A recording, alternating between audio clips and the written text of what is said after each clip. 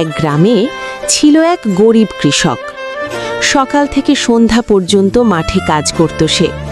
ঘামে ভেজা শরীর, ক্লান্ত চোখ, তবুও তার সংসার ঠিকমতো চলত না। একদিন কাজ শেষে বাড়ি ফিরে সে অবাক হয়ে দেখল তার উঠানে দাঁড়িয়ে আছে এক সুন্দর রাজহাঁস। সে ভাবল হয়তো কেউ ফেলে গেছে।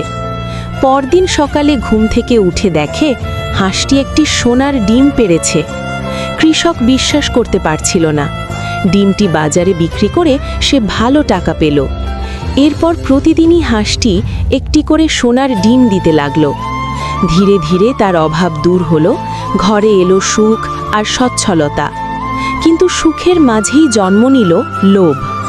কৃষক ভাবতে লাগল, প্রতিদিন একটা করে কেন? হাঁসের পেটের ভিতর নিশ্চয়ই অনেক সোনার ডিম আছে। একসাথে সব পেলে আমি একদিনেই ধনী হয়ে যাব। লোভে পড়ে একদিন সে ভয়ঙ্কর সিদ্ধান্ত নিল। সে রাজহাঁসটিকে মেরে ফেলল।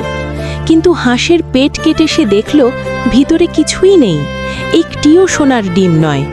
নিজের লোভের কারণে সে হারালো তার একমাত্র সম্পদ।